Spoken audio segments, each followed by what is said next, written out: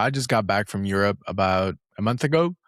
I was on like a month and a half, 2 month work trip. I was in California, came back for like 2 or 3 days, and then went back to Europe for work. And I haven't been able to create content all that much just because I have been busy with philosophy class. Philosophy class was exactly what you expect it to be. It was a lot of reading, a lot of writing, a lot of reading. I'm gonna repeat that one because it was a lot of reading. Um, it was very overwhelming. It had me thinking about a lot of things, and it had me wrestling with a lot of ideas that I kind of think about already, just because I'm a little bit of an overthinker.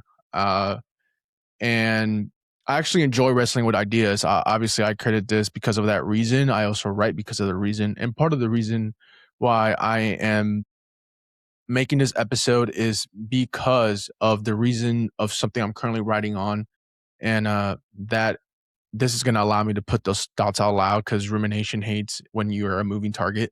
So there's anxiety, I think, in my opinion, but different story, different episode probably too, because I'll work on that. But it made me realize something, right? I'm writing this piece about things that quietly have just kind of come into our life that we've kind of just accepted because they're really that quiet. A week ago or so, I deleted my Instagram. I didn't really announce it or anything. I didn't post when I was younger. I used to post like dramatic posts of like, "Oh, I'm deleting my Snapchat and my Facebook." Like, you got my number if you know who you are, like my close friends, whatever. I don't know. It's that teenager, you know, 18-year-old, 19-year-old adult thing. But I got rid of my last form of short content social media, which is my Instagram. Now, I am not quitting social media in general because that would mean I also would stop watching YouTube, and I treat YouTube as more like an educational sort of thing because there's long format videos there, and I watch a lot of podcasts there as well. But uh, this isn't going to be more about quitting social media, but about a couple of quiet things that we don't notice, as I said earlier, and it's about things that are changing us, and we don't even realize it, right? I think at least for me, I don't even realize it. Uh, they don't announce themselves, they don't show up like a big dramatic thing and like, oh hey, like I'm gonna take over your life and your attention spam, and your attention spam is gonna be worse. One of the other things it does is like it doesn't tell you that you're gonna compare yourself to everyone on earth because you can see everybody's highlight reel all at once. It just happens very, very, very slowly. And for me, it's happened throughout the years, and the more I've gotten older and I think I've developed some agency for myself, the more I've noticed it, especially doing things like writing and creating content. So that's really what this is going to be this episode about. If you feel like you want to smash your phone after this, like I think I did a good job. Let me know if you make it through and then you feel like you want to get rid of your phone. But one of the first things is our attention, right? I already have a horrible attention span. I'm already like a very fast paced kind of person and always kind of doing stuff. So I felt like social media took my time a lot.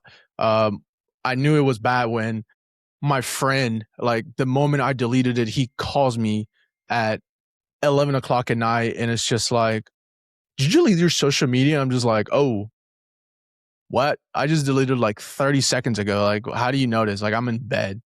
It's like 11 o'clock at night and he calls me. He's in San Diego, so he's like 2 hours behind. But shout out to my friend Jones. He noticed right away.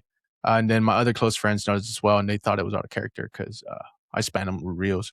But um, here's the thing, like, social media was working as intended.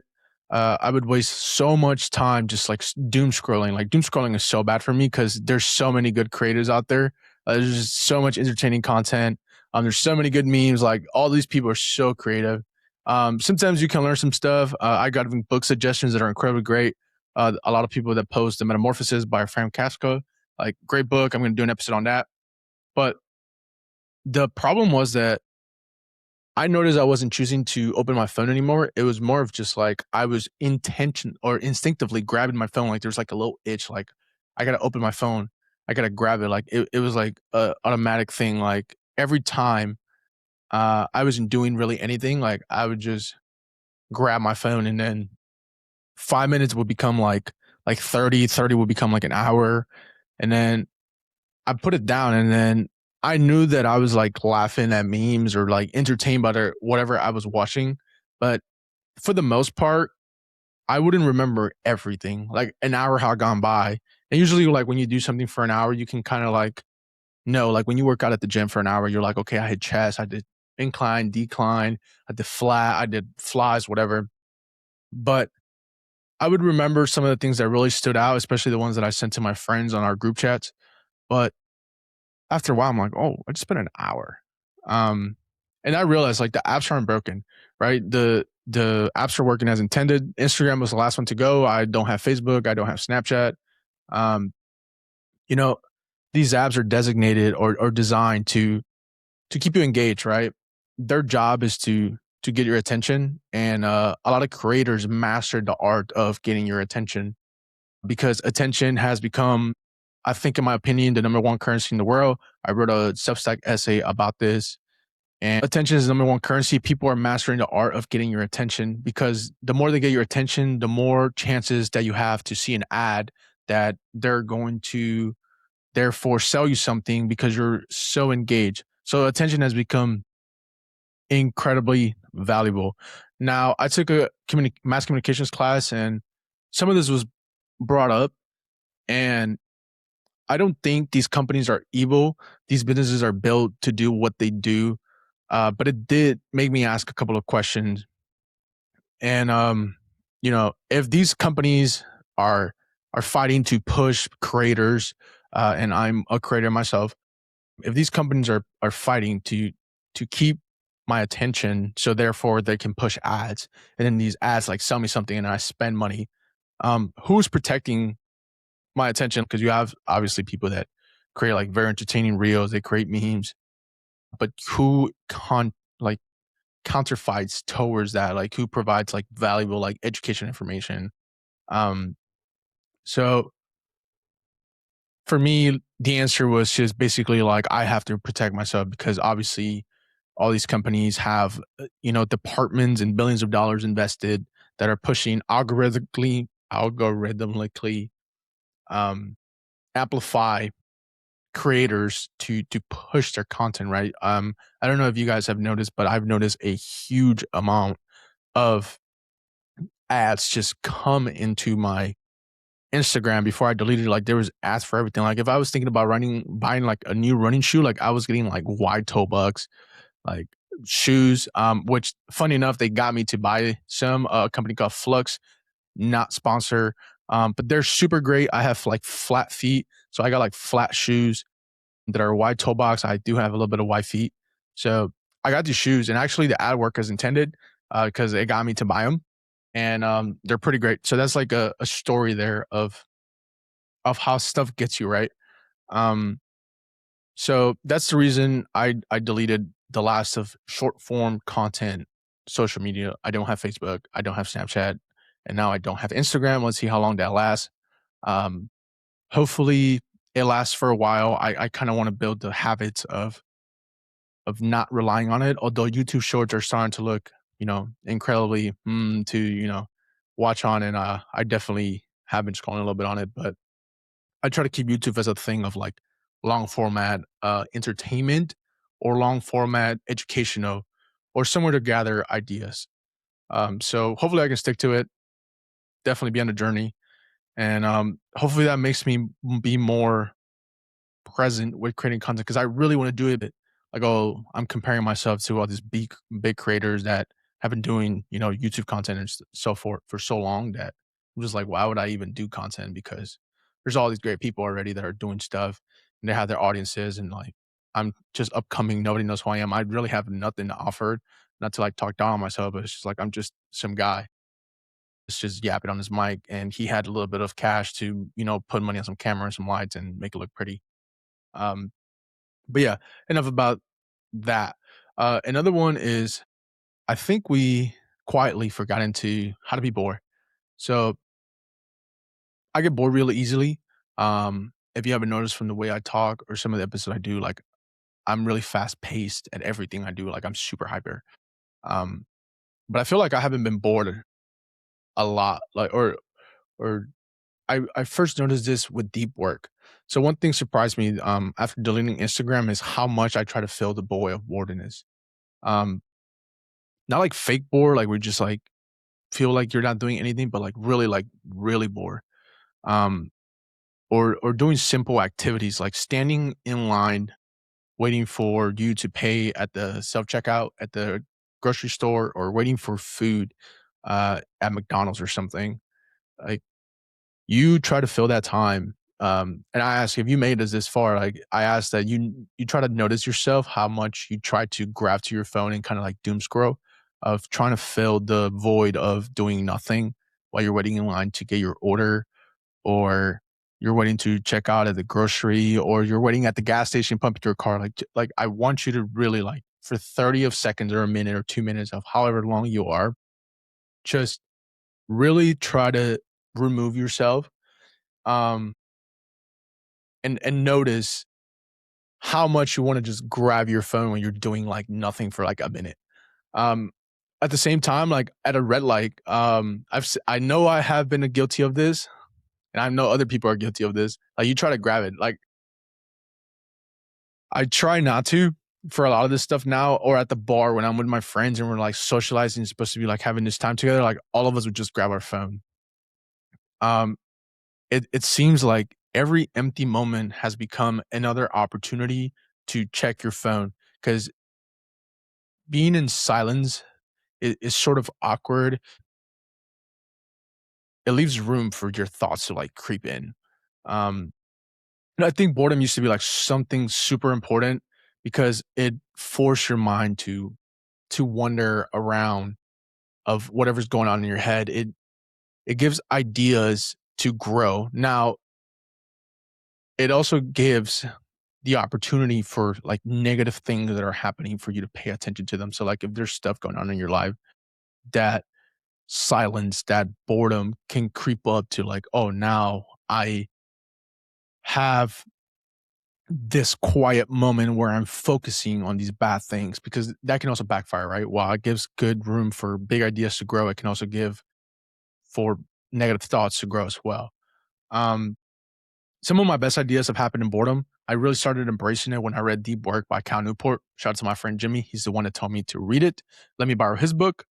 And he was not lying when he said that Deep Work was one of the best books he's ever read. That and Curious by Ian Leslie, I think is the name of the author. Leslie's for sure. I don't know. I think it's Ian IAN. I don't know if I'm pronouncing that right. But Curious and Deep Work by Cal Newport.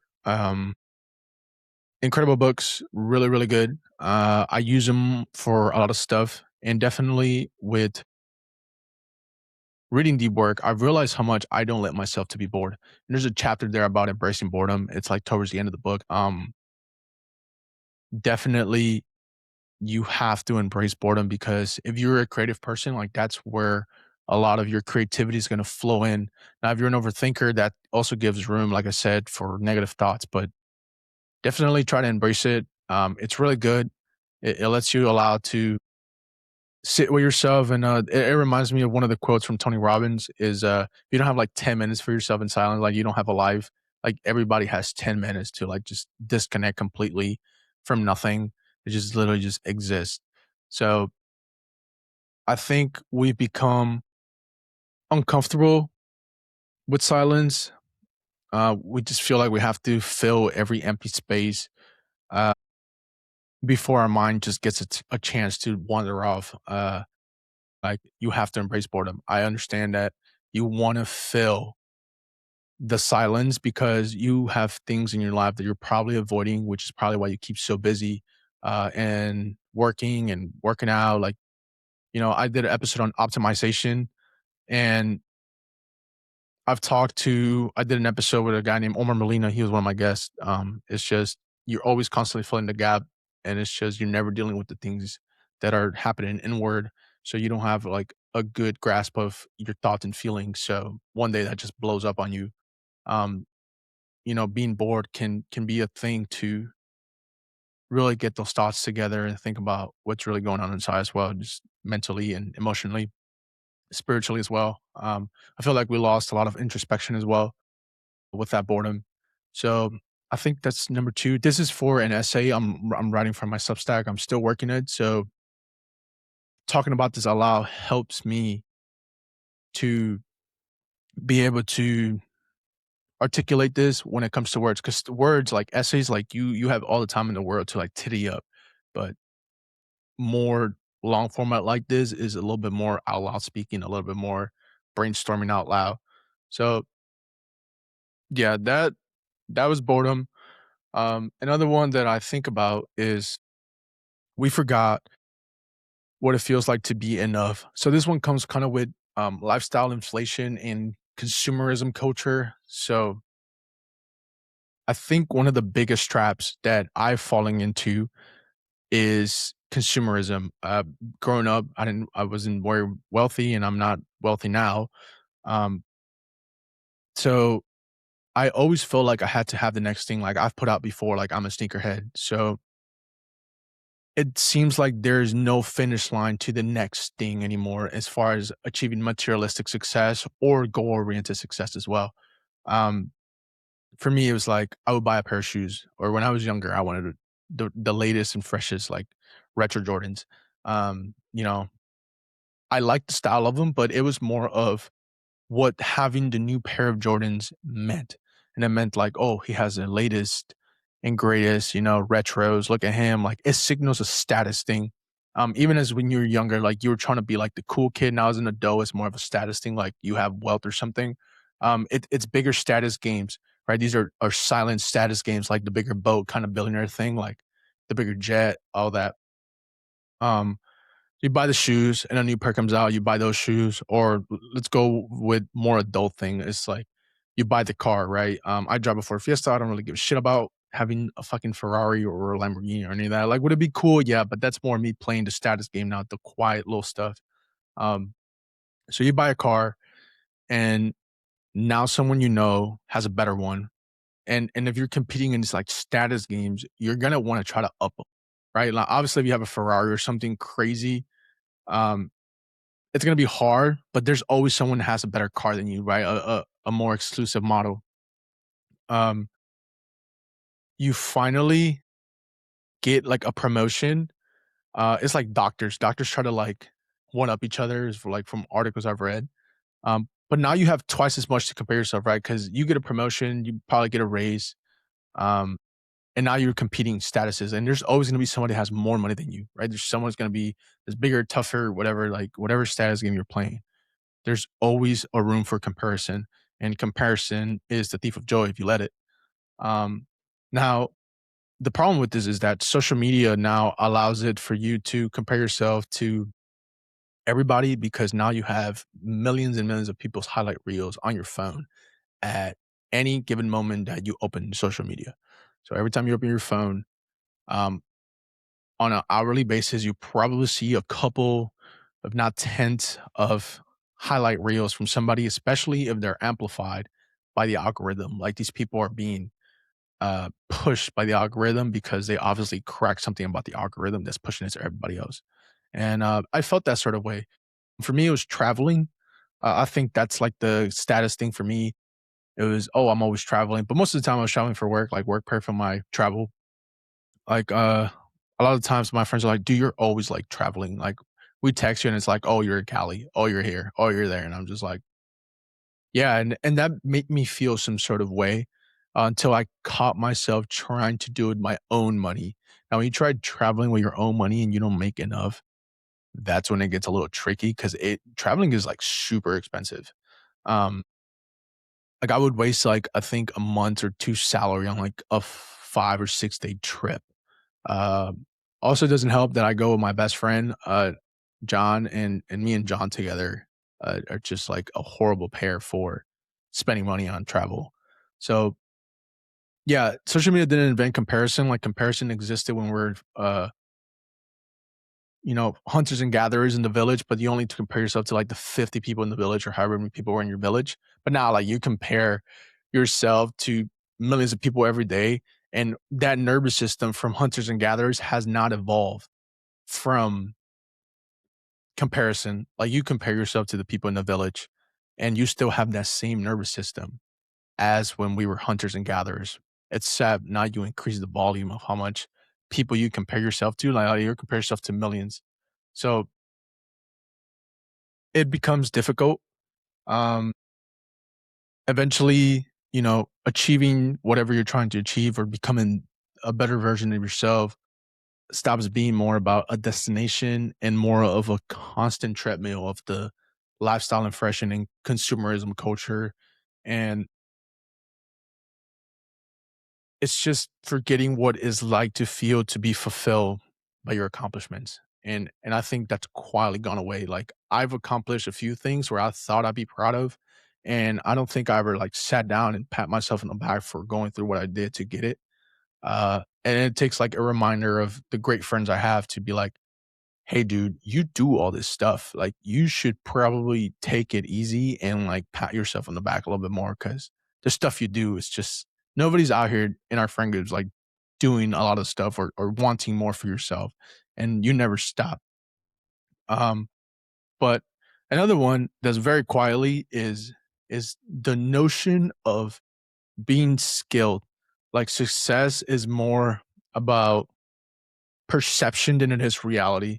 And this one has been more on my mind a lot, especially with how easy it can be to edit something, or it's so much easier to appear that you're good at something that you're not. Um, People are very skilled. Like I'm talking incredibly fast here, but I'm probably going to sit down for like 2 or 3 hours or 5 hours or 6 hours, like editing this, where I'm going to try so hard to kind of make it as smooth as possible. Um, there's AI tools, there's great editors, there's so many courses that if you like take the time to just kind of put some effort, like you can go a long way. Like I have my blue lights, I have two lights here, I have this $200 mic and these headphones. It creates like polishing, like I'm polishing all this. Like I'm now trying to have my studio, like I just mounted my camera where now I don't have to move the camera around. I move my desk for it to kind of just be this where I can sit down and facilitate or it makes it easier to sit down and record content. Excuse me.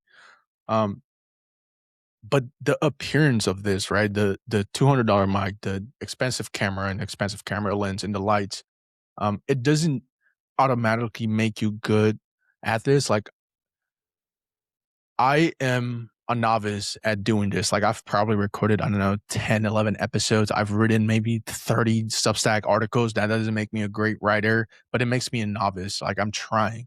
So that's something I always think about when I record these episodes, whether I'm talking to somebody or trying to create my own. Uh, I don't think I am good at podcasting or writing, but I am learning. Um, Dan Coe, I think he's a Substack writer.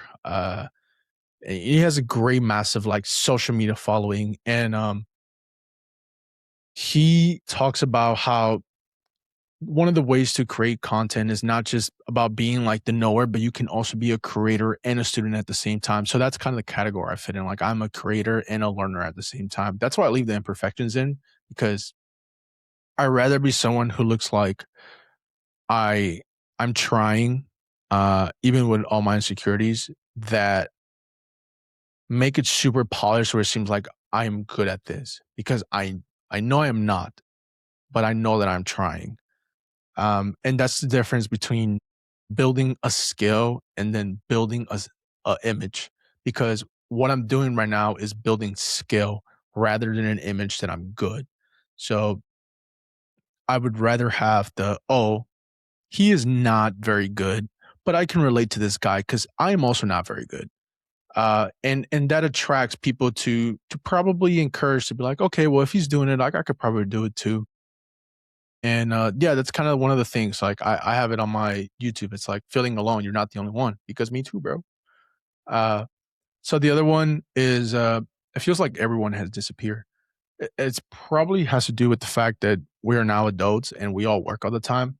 But as a kid, I still grew up in the era where I was able to go outside and the lights would come on and like you would go inside, but actually I would stay outside longer because I was a badass kid. But you knocked on doors and your friend would come out and you played until the street lights came on. And now everybody's so busy. Like my friend, so him and I haven't seen each other for like 8 months, but like he's like my best friend. I think he's probably one of the only people from high school that I still like communicate. Not as frequently, but like very intentionally. And the love for him will always be there. Shout out to him. But he works, he hits the gym, he knows how I am, he knows that I work, and he knows that I try my best to create content, and that I try my best to, keep up with my health and hit the gym. But everybody's working, everybody's building, they're just scrolling, trying to like decompress because their nervous system is so overwhelmed from so much stuff going on. And everybody's trying to get ahead and survive. So I'm pretty guilty of it as well. I mean, I'm sitting here. I just finished doing homework. I just finished. Uh, I just finished doing homework. I came from work. I have to wake up tomorrow early to go work out at 7 with my section. I'm in the military, so we work out Tuesdays and Thursdays early in the morning. I'm like horrible at it. Sorry if they see this, but sometimes I get so focused, I'm like, I need to optimize. I created the optimization episode prior to this one because that's me too. I get so hung up on the productivity that I forget that productivity is not the point, but the outcome. There's a thing I want to do about inputs, outputs, and outcomes, which I'll, later on talk about in a different episode. But like, that's one of the things that I forget is that it's not about like, that's not the purpose. The purpose is the outcome of the being productivity thing. Like, the purpose is to post the episode and gain the skill, and then for there build some confidence because I'm an insecure speaker. That's why I speak incredibly fast. But it's something I'm trying to work on because I have like huge anxiety of talking in public. So that is because of many reasons that I've mentioned before. And one is that I don't think I speak English very well. One, because it's not my first language.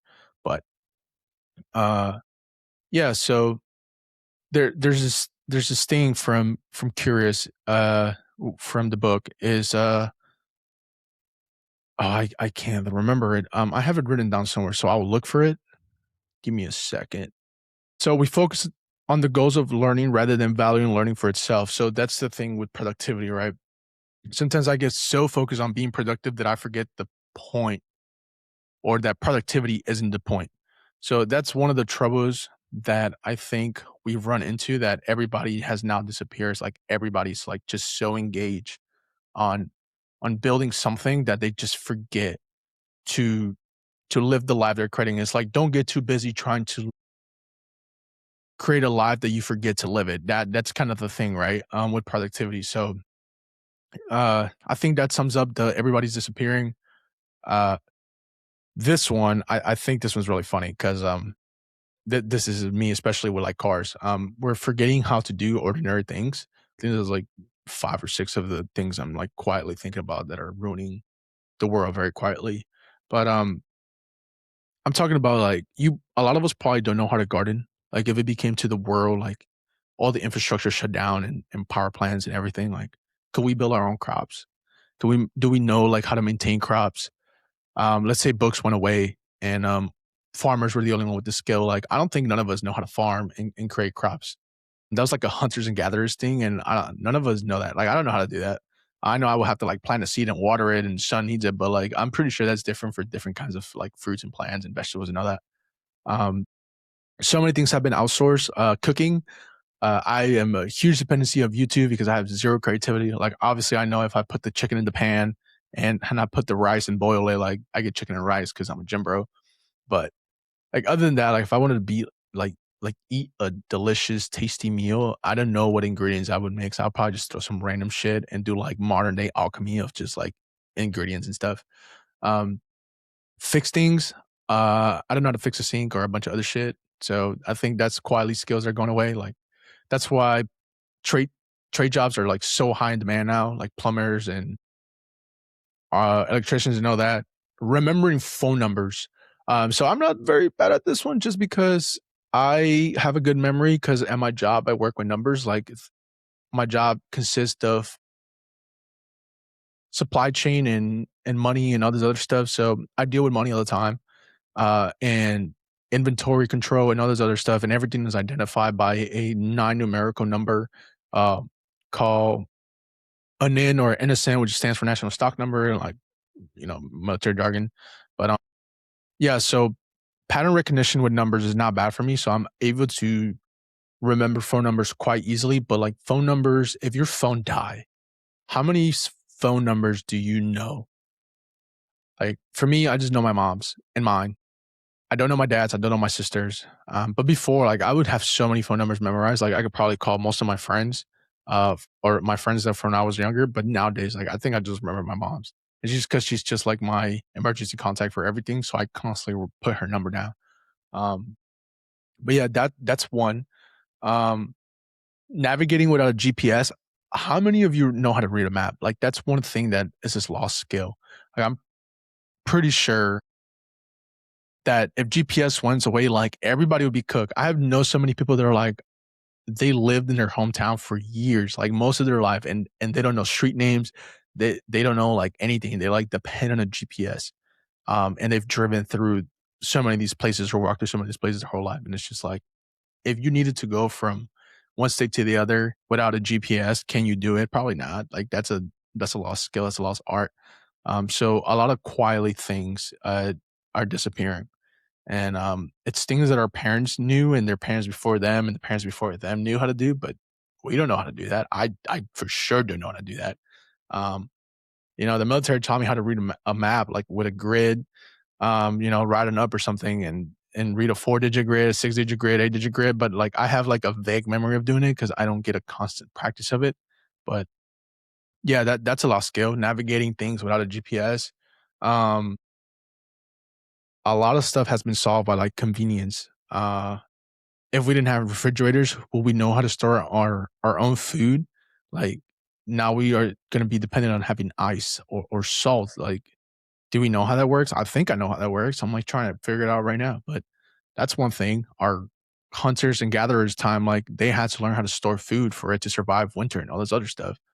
So food wouldn't go bad because the thing is a lot of the people now, like if everything went away, like would you go? And I'm taking this away from Chris Williamson and Naval Ravikant's. With the people you have around you, if everything went to shit, and then we were just in hunter and gatherer times again, with the people would you go on a stag hunt with them to get like food? And for me, I would say yes. Like a lot of the friends I have, like thank God they're like, they know stuff about cars, survival wise are good. Like the only thing I think I'm good at is that I'm like super fucking introspective. But as far as like life skills, my friends got me beat entirely. I think I'd just be like moral support. But you know, I would go on a stack hunt with my friends for sure. Would they go on a stack hunt with me? I don't know. Because I don't have that many like life skills to offer other than like nothing really. Yeah, I'd just be moral support. Like I'd be just good to have. Like I'd probably crack jokes and keep their morale up or something. But definitely quietly, a lot of skills have gone away.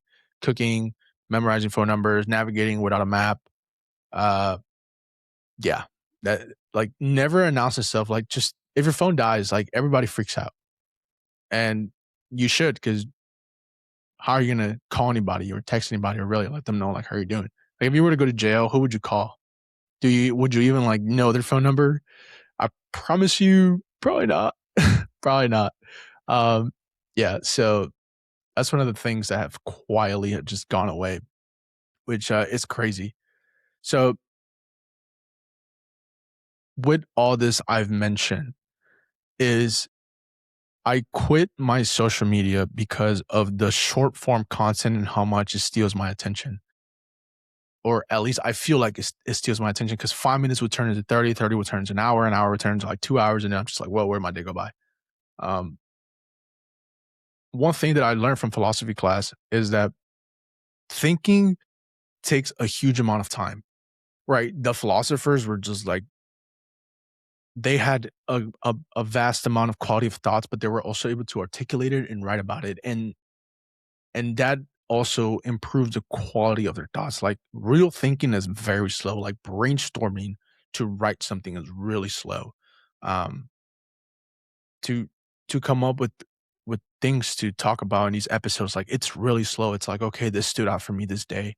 Um, that stood out for me this day. A real conversation is like very, very slow. Like if you're having a conversation with your friend about something serious or your significant other, like that is really slow. Like it takes time. You have to engage, actively listen to them, and then think about what are you doing for them on this conversation? Like, are you just listening and gathering feedback and your thoughts, or are you actively like conversating with them back and forth as you providing feedback real time, more consistently? Like it's real slow to have a conversation. There's times where my friend Jones and I will have conversations and he'll be like, "Are you like, are you good? Like you've been listening for a while." And I'll be like, "No, I'm just like listening to you gather your thoughts," because it's really slow. Like he's really being, delivered with the things he's talking to me about. So I want to be delivered with my replies to him because I want him to know that I'm listening good, and we're having this great conversation. And he does it for me too. Um, Him and I are both like very open with like the people that we're close when with our conversations and some of the things going on in our lives. So we can be both very powerful, not powerful, but very like engaging, and kind of seems like we're interruptive in conversation, but it's really because we're like really actively engaging, listening, and we want to reply to what you're saying. Um, but yeah, the thing with all this, with philosophy class, was that thinking, like anything with intentionality and depth, requires like very slow, deliberate, engaging of it. Like you really want to sit down with these thoughts. You want to write them out. You want to talk about them. Like what I'm doing right now is this is going to become an essay for my Substack. I'll probably post next week or the next week after, because I'm working on a few drafts. But this is also going to be part of that. Like now I'm engaging my thoughts out loud. Now I'm getting a bigger idea. I'm expanding. I'm gonna look back at this, and then I'm gonna look at my draft that I'm writing, and then I'm gonna like it's gonna take some time, and then from there I'm gonna polish it. I'm gonna edit it. As far as writing goes, for here, I'm gonna kind of keep it as best as I can to the mumbo and jumbo of all my words and stuttering and the jitters, um, and practicing how to look at the camera because I'm really bad at that. But l- long format asks for deep, intentional behind what you're doing.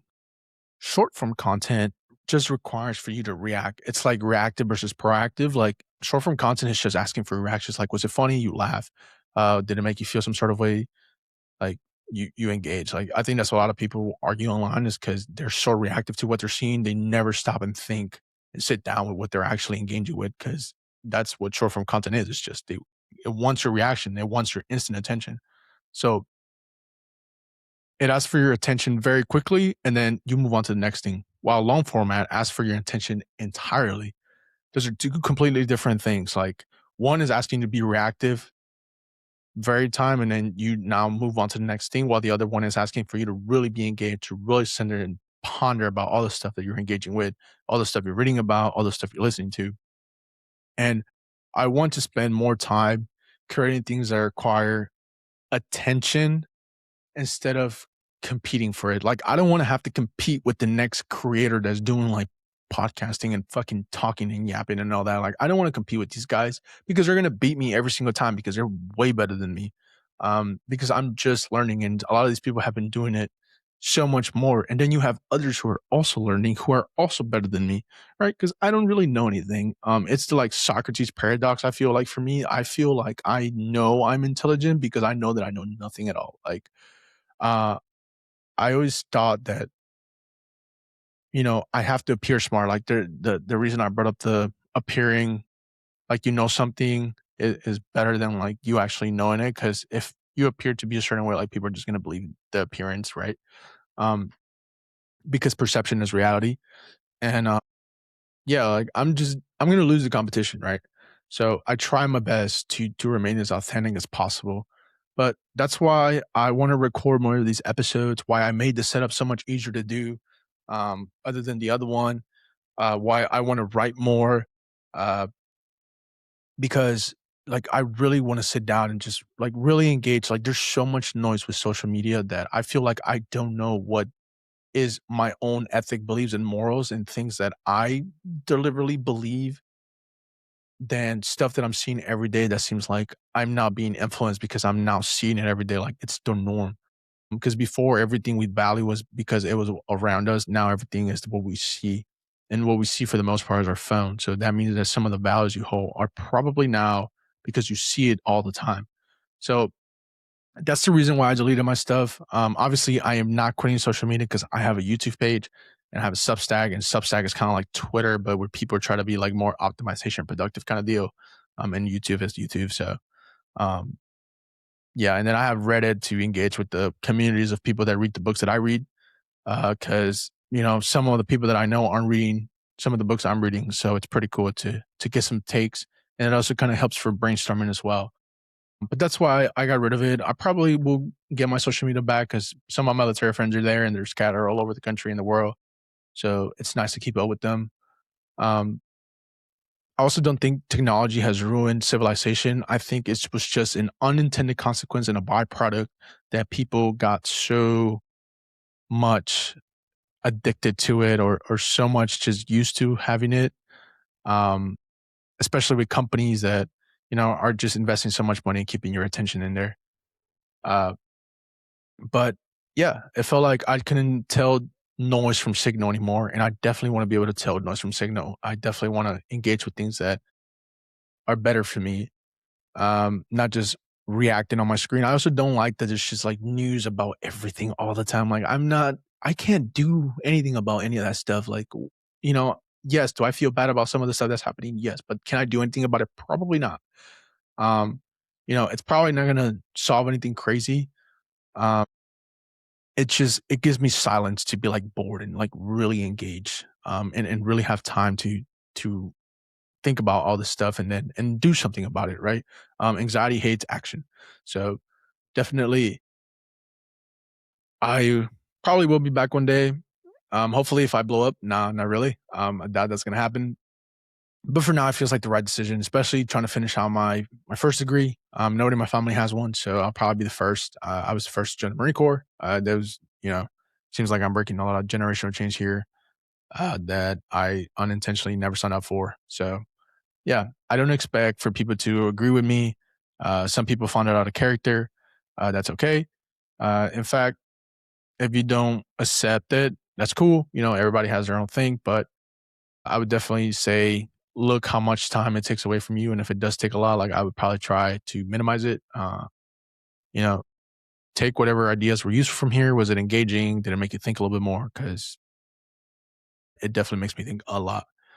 Uh, yeah, build your own conclusions. Like definitely take control of your life. Uh, that's probably the biggest thing I've learned from philosophy. Like a lot of them were trying to answer like, what's the meaning of life? And it seems like the meaning of life is to ask more questions so you can continue to get better answers. So therefore you can live a better life. Uh, you know, you don't want to live a life on somebody else's answers or somebody else's dreams. So yeah, I'll leave it with the Tony Robbins quote. It's like successful people ask better questions, therefore they get better answers, therefore they like to succeed or something, which I think is just what I said. You are the key holder to your own jail cells. That's one of the lessons that I did on my level 25 episode when I turned right before I turned 25, going to Europe. And yeah, do not place labels on yourself. You're a dynamic human being, and you can always change and do whatever you want. Don't call, don't text when you can call, and don't call when you can see them in person unless they don't want to see you. All right. Thank you so much for listening. And I'll see you in the next episode because 100% I am digging my new setup and I feel super excited to do this. And I just signed a new lease. So I'm going to have to find a way to pay this apartment when I'm out of the military. So, peace.